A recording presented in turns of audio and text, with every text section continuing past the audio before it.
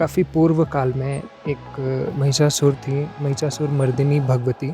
मतलब उस भैंसे की गर्दन उस पोखरी में गिरी, तो उनका एक सिग्नेचर स्टेप है, वो मैं करके दिखाने वाला हूँ, आप बताना।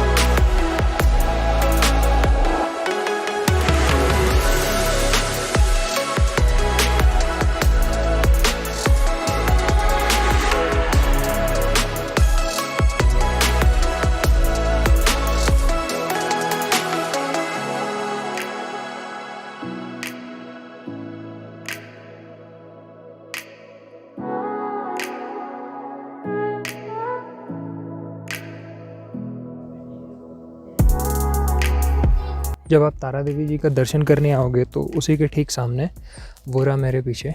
इससे पहले जो मैंने आपको दिखाया था वो दूधाधारी मंदिर था। दूधाधारी मंदिर की बहुत ही अमेजिंग सी हिस्ट्री है। अब वो कितना रियल है ये तो मुझे भी नहीं पता, बट उसकी जो हिस्ट्री है वो मैं आपको बता देता हूँ। यहाँ पे काफ़ी पूर्व काल में एक महिषासुर थी, महिषासुर मर्दिनी भगवती। वो नवरात्र की अष्टमी में बलि दिया करती थी, तो वो एक महिष प्रथा करके चलती थी। तो एक बार ऐसा हुआ कि वो बलि दी, जैसे ही भैंसे की बलि दी तो उसकी गर्दन कटी, और गर्दन कट करके नीचे ही एक गन पैरी पड़ता है, वो मैं अभी मेंशन कर दूंगा। मतलब यहाँ से दिखेगा बट मुझे पता नहीं चलेगा, बट हाँ वो रास्ता यहाँ से 1.5 किलोमीटर नीचे है। तो वो गनपैरी के पोखर में जा कर के वो अधकटा ग्रीवा गिरा, मतलब उस भैंसे की गर्दन उस पोखरी में गिरी। और फिर जब वहाँ पे जा कर के उस गर्दन को निकाला तो देखा कि वो गर्दन जुड़ी हुई थी, मतलब वो पूरा का पूरा भैंसा वहाँ पे था, उस पोखरा में से निकला। और वो गर्दन दोबारा किसी को मिली भी नहीं जो कटी हुई थी, सिर्फ एक वही भैंसा मिला। तो इस चमत्कार को देखने के बाद फिर यहाँ पे और भी ज़्यादा जो भी श्रद्धालु लोग हैं, जो भी भक्त लोग हैं, वो और ज़्यादा अच्छे से इसको पूजने लगे, और इस तरीके से धीरे धीरे ये मान्यता और बढ़ती गई।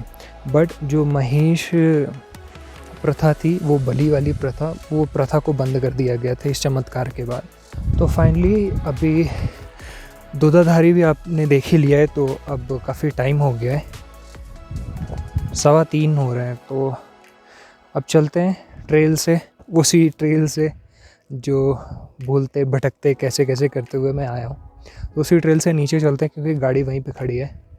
और बस फिर आगे मिलता हूँ आपसे।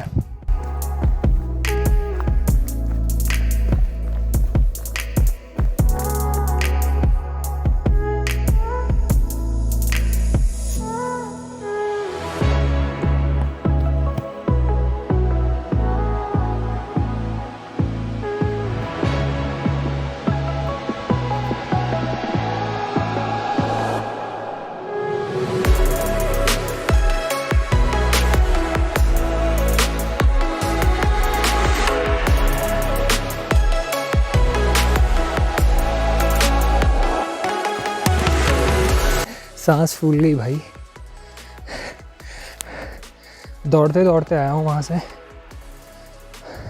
बस ऐसे ही, बीच में थोड़ा सा वर्कआउट भी नहीं हो रहा था ना, तो आज अपने बॉडी की बैंड बजा देनी है, इसको इतना रगड़ देना है ना, जो बीच में आराम हुआ था वो सब वसूल जाए।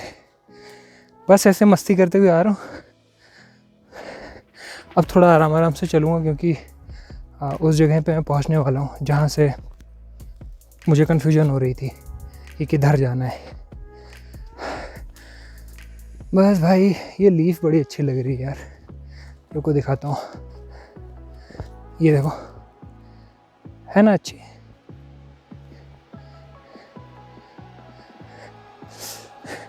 कलर चेंज हो गया उसका तो अच्छा लग रहा है।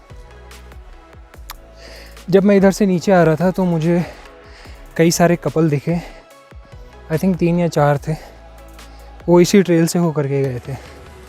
तो चलो, गलीमत है, गनीमत या गलीमत जो भी होता है पता नहीं, वो है। और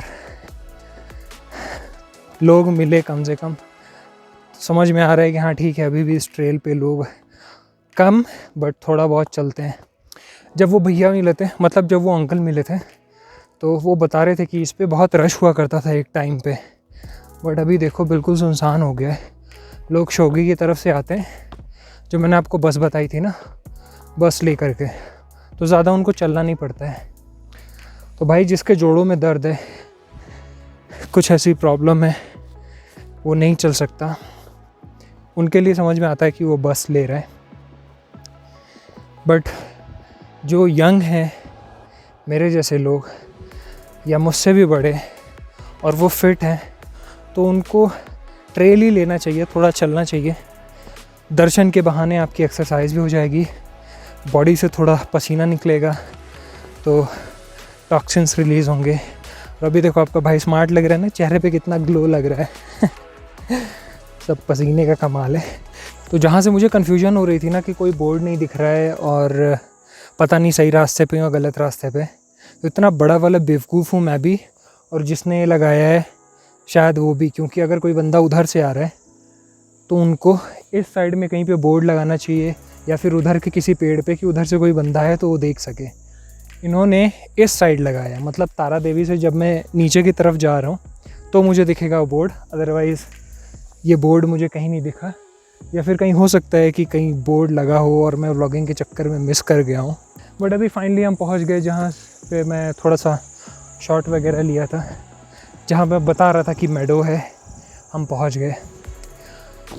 तो ठीक है, अभी मैं रिलैक्स हो गया, आगे मिलता हूँ आपसे।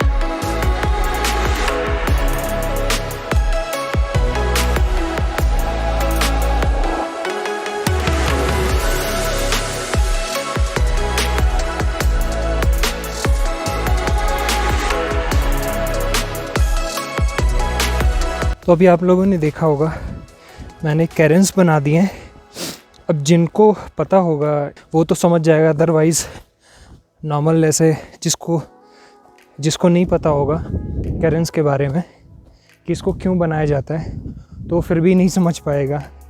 तो बस मुझे लगा कि बना देना चाहिए तो बना दिया है। अब होपफुली किसी को प्रॉब्लम ना हो ये समझने में कि रास्ता किधर से है। तो इस ट्रेल की एक अच्छी बात क्या है पता है, ऐसी आपको चेयर्स मिल जाएंगी ट्रेल्स पे। आई थिंक 3 जगहों पे या 4 जगहों पे मिलेगी आपको चेयर, जहाँ पे आप बैठ करके थोड़ा रेस्ट कर सकते हो अगर आप थक गए हो तो। और बस अभी फिर एक कपल मिले थे, तो अब ये टाइम पे थोड़ा सा लोग दिख रहे हैं, बट मैं जब आया तो बिल्कुल अकेला था। अभी एक मैं स्टेप आपको करके दिखाऊंगा। वो एक व्लॉगर हैं और वो इंटरनेशनल व्लॉगिंग करते हैं, और अभी वो इंडिया आने वाले हैं अपनी गर्लफ्रेंड के साथ।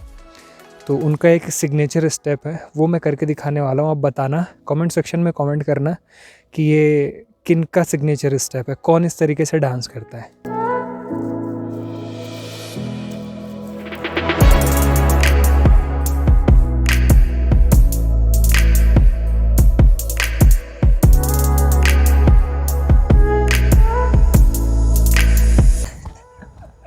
समझ में आया आप लोगों को किसका सिग्नेचर स्टेप है?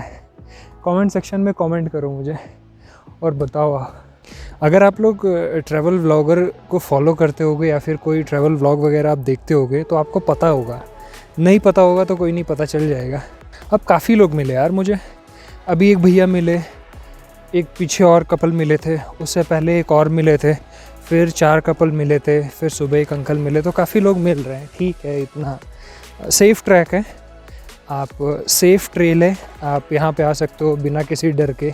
बंदर, चिड़िया ये सब हैं, थोड़ा सा आवाज़ करेंगे तो उससे थोड़ा सा आपको डर लग सकता है, अदरवाइज़ ठीक है।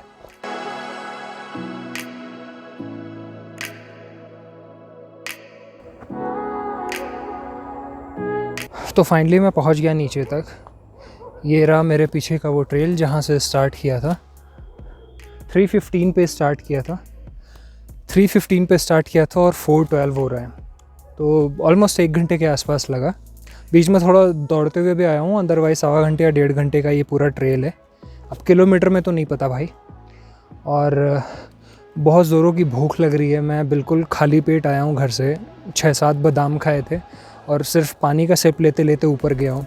तो भी मैं नीचे जाता हूँ, कुछ खाता पीता हूँ, स्कूटी उठाता हूँ, फिर सीधे अपने रूम पे चलता हूँ। ये तो जैसे लग रहा है मैं कुछ रैप कर रहा हूँ अरे यार, हर चीज़ में कर रहा हूँ, चलता हूँ ज़्यादा हो गया। अच्छा ठीक है, तो अभी चलता हूँ, फिर अपने रूम पे पहुँच के फिर मिलता हूँ आपसे।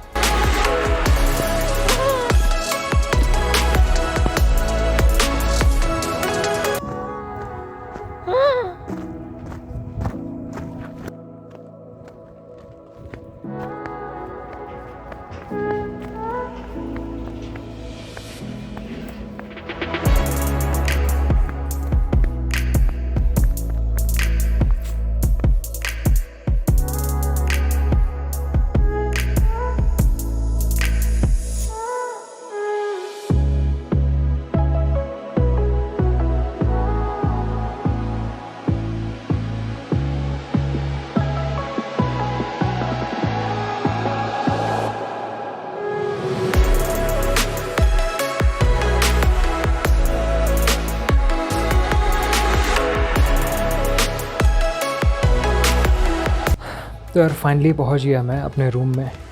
और वहाँ से जब मैं आ रहा था तो रास्ते से ये एप्पल ले लिया था, गोल्डन एप्पल है।